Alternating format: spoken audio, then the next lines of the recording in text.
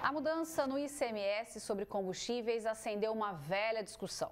Mais do que encarecer o preço nas bombas em quase todo o país, a incerteza sobre o futuro econômico pede uma reforma tributária. Para melhor refletir sobre o assunto, preparamos um bate-papo especial. Agregando valor às comunidades, integrando a macro-região e formando opinião, no nosso canal digital, o economista Jair Casquel. Em São Carlos, o contabilista Fábio Miguel e em Araraquara, o advogado Tiago Romano. Eu começo aqui com o Jair, porque agora nós já estamos vigorando em todo o país o imposto ICMS sobre os combustíveis único para todos os estados. Não importa se o estado é mais rico ou mais pobre, é o mesmo imposto. Eu pergunto, isso vai dar certo? Bem, a questão de dar certo ou não é uma coisa complicada, porque cobrança de tributo é sempre uma questão polêmica. Se a gente parar para pensar que todo cidadão é igual, o ICMS deveria ser igual para todo mundo. Portanto, em todos os estados, a gente deveria ter o mesmo padrão, a mesma alíquota. O problema é que a renda per capita, a renda média dos estados não é a mesma. Então, o que pode acabar acontecendo? Uma elevação do ICMS de um estado para o outro, no sentido de um estado que vem com uma alíquota mais baixa, nessa padronização tem uma elevação, pode prejudicar a qualidade de vida do grupo das pessoas que habitam, da população daquele estado.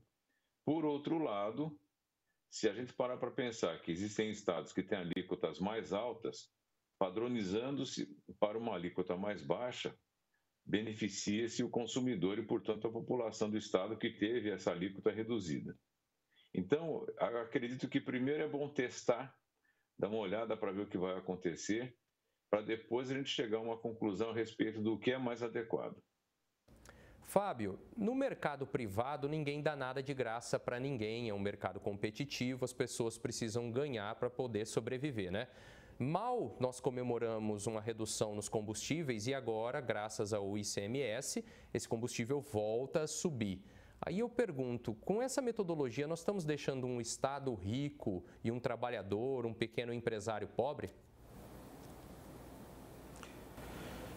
Veja, Felipe, são mudanças, né, que estão sendo inseridas, né, como o nosso colega anterior acabou comentando, que efetivamente a gente não tem ainda uma base concreta para poder efetivamente falar se essa mudança ela vai ser de forma saudável ou não. O que acontece é que normalmente o aumento, né, do combustível, o aumento da alíquota, de acordo com o Estado, eles querendo aí colocar de uma forma igualitária para todos os estados, pode acarretar algum tipo de problema. Então, quando tem o aumento, aumenta a cadeia toda, né? Então, e aí vai tendo os reflexos desse aumento, inclusive, ou redução do ICMS, da forma que está sendo proposto e da forma que já foi dado o início. Correto. Doutor Tiago, então nós estamos falando de uma certa instabilidade econômica, instabilidade na cobrança dos tributos e aí a questão central. Nós precisamos falar seriamente sobre reforma tributária, não é mesmo? Sim, muito boa tarde. A questão da reforma tributária é sempre pertinente, tendo em vista que o que ocorre hoje? Tudo acontece nos municípios. A pessoa busca saúde, educação, segurança pública nos municípios. E a maioria dos impostos são pagos e pelo nosso sistema tributário hoje é feita essa captação, os recursos vão até o governo federal, depois o governo federal, o que ele faz? Ele faz essa divisão para os estados e volta para os municípios. Então, embora você tenha toda essa programação, todo esse retorno, é o que ocorre. A grande parte dos recursos fica concentrado no governo federal. E não é no governo federal que acontecem as demandas acontecem nas cidades, porque é nas cidades que a população mora. Então, onde fatalmente falta a educação, falta verbas para a saúde. Então, o que acontece? Se você puder ter um sistema tributário, vocês têm um sistema dessa divisão dos tributos que possam contemplar especificamente cada município, cada região, observando as demandas daquele local, fatalmente, com certeza, a população seria muito melhor atendida nas suas demandas básicas e, da mesma forma, se poderia mudar esse velho paradigma, né, que fala que quem paga imposto não tem retorno algum. Se você tivesse realmente aquele imposto recolhido na cidade, se ele pudesse ficar na cidade, pudesse ficar na região, pudesse ficar naquele estado e atendendo aquelas demandas. É claro, estados, cidades deficitárias, claro que teria que se fazer também um sistema de contrapeso para igualar. Mas, com certeza, para a população, principalmente leiga, que não entende a função social de se pagar impostos no Brasil, com certeza incentivaria, inclusive, a fazer o pagamento, evitaria-se a sonegação fiscal, sonegação de impostos e recursos, e, com certeza, mudaria-se esse cenário que nós vemos hoje. A grande concentração de recursos num ente só, e nos municípios, por exemplo, que é onde a cidade acontece, ficando sem recursos. Jair, o que o doutor Tiago acabou de falar, popularmente a gente trata como repartir o bolo fiscal, não é mesmo? O governo federal fica com a fatia gigantesca, as prefeituras com a fatiazinha pequena. Só que o problema é que nessa festa aí, muitas vezes, o cidadão não é nem sequer convidado, não é mesmo? Então, o que o doutor Fábio falou é uma coisa complicada, que é uma herança do período militar, que se concentrava o tributo, depois o governo federal redistribuía, os governos civis não mudaram isso, e o problema, a hora que você vai falar de dividir o bolo, é quem está segurando a faca. Dependendo do jeito que a pessoa segura a faca, vai uma fatia maior para uma parte, uma fatia menor para outra. E o que a gente está assistindo, novamente, a gente poderia pensar num Estado que redistribuísse uma parte dos tributos de maneira a compensar as regiões mais pobres por conta daquilo que é gerado nas regiões mais ricas. Mas o que nós estamos vendo constantemente é um Estado que não administra bem o que gasta, que concede alguns benefícios, algumas isenções que podem impactar negativamente o saldo das contas públicas federais e que acaba tendo, digamos assim, uma certa falta de coerência no processo de gestão de arrecadação, no processo de gestão de construção de estrutura tributária. E pelo que a gente viu nesses últimos 20 anos ou 30, sempre se fala em reforma tributária, mas ninguém teve coragem de fazer. E existe, em parte, um motivo para isso. Uma reforma tributária bem feita levaria à necessidade de uma revisão completa dos gastos do Estado, inclusive da conta de transferências, que é a conta que está ligada a pagamento de juros e pensões, no caso dos aposentados. E essas duas contas é que acabam arrebentando, elas acabam destruindo as finanças públicas brasileiras, só que nós temos lobbies que são muito bem formados no sentido de cobrança de juros, e nós temos a falta de coragem política de olhar para as pessoas que ganham 30, 40, 60 mil reais de aposentadoria e fazer um corte. Então, se houvesse a coragem política para fazer essa revisão das transferências, a revisão do modelo tributário, seguramente a sociedade ganharia como um todo. Mas preserva-se a forma de distribuição da época dos militares. Vai tudo para o governo federal, depois ele devolve conforme lhe apraz ou conforme o contato político que tem uma região A ou B, ou conforme a prioridade política visando, por exemplo, eleições municipais ou eleições federais e estaduais.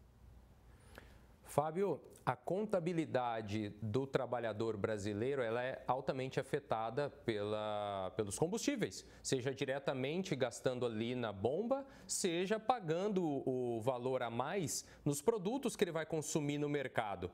Mas aí eu te pergunto, está faltando enxergar isso num nível mais nacional? Será que essa contabilidade fracassada do bolso do brasileiro não vai ajudar a fracassar também o Estado, as empresas, o país como um todo? Quem paga a conta sempre é o consumidor final, né? As pessoas que estão no cenário, como eu brinco muito com os meus amigos e meus clientes, quem está com o poder na mão, né, com o chicote na mão, eles não pensam muito no consumidor final, na pessoa final. E esse que acaba pagando a conta. Porque na cadeia de aumento, os custos sobem para todos. Ou seja, lá no fim, o consumidor final, que é o que paga, né, ele acaba sendo muito onerado. E, consequentemente, o empresário ele quer tentar reduzir custo, e a indústria também, todos querem tentar reduzir custo para que ele tenha um lucro maior. E aí, com esses custos de combustível, por exemplo, que a gente está falando mais, aumenta toda a cadeia de produção. E seguramente fica difícil para o consumidor ele manter esse gasto, até porque da mesma forma que há o aumento de tributos e todos os outros custos que levam pelo caminho do aumento do combustível, não chegam ao bolso do trabalhador enquanto ao salário. Então é uma briga bem desleal, ao meu ver. Doutor Tiago, combustível, cesta básica, isso qualquer brasileiro entende. Agora, já quando a gente fala de ICMS, fala de reforma tributária, aí o buraco já é mais embaixo, muita gente não tem sequer preparo para iniciar uma conversa nesse sentido. Como então que a gente faz pressão para uma reforma? Olha, eu creio que tudo é na base da educação, no conhecimento. Eu creio que nós só teremos uma população consciente, uma população que saiba seus direitos com a educação, com a divulgação. Eu creio que deve partir desde das crianças nos bancos escolares até uma formação dos pais, para que tenha essa cultura de conhecimento, de cidadania principalmente, porque a cidadania é uma via de mão dupla. Não adianta você só ter o direito à cidadania, você tem que exercer a sua cidadania, cobrar os seus direitos e exigir dos poderes públicos. Então, uma ampla educação, uma divulgação, explicar o que são finanças, explicar quais são as funções, por exemplo, do município, do Estado, de uma Câmara dos Vereadores, que nesses locais públicos você pode fazer debates e fazer estudos. Num segundo momento, os municípios chamarem audiências públicas com especialistas, como estamos fazendo hoje, para explicar essa situação de uma forma didática, explicar a importância que vai gerar, o impacto positivo que terá na vida das pessoas, e, com base nisso, fazer as cobranças já num segundo momento, não só mais na esfera educativa, de conhecimento, mas efetivamente exigir que essas mudanças sejam feitas, seja de forma efetiva, através dos poderes constituídos, seja através também, num período eleitoral, da cobrança de que aquelas pessoas que vão se candidatar aos cargos públicos levem esses temas para a pauta, para debate, para audiências públicas, e que estudem essa matéria e que, além de dar o conhecimento para as pessoas, que levem efetivamente a cabo essa reforma fiscal, essa reforma tributária. Só dessa forma que poderá mudar o cenário para que seja melhor para a população sua condição de vida.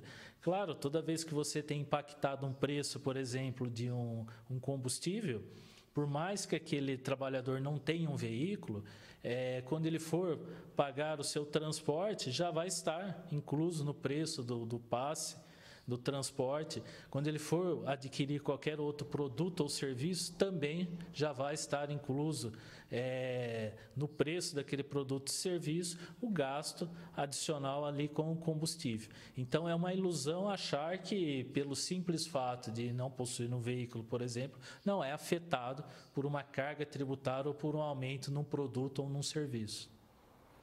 Integraram o Jornal da Clube deste sábado no nosso canal digital o economista Jair Casquel. Em São Carlos, o contabilista Fábio Miguel e em Araraquara, o advogado Tiago Romano. A todos o nosso muito obrigado.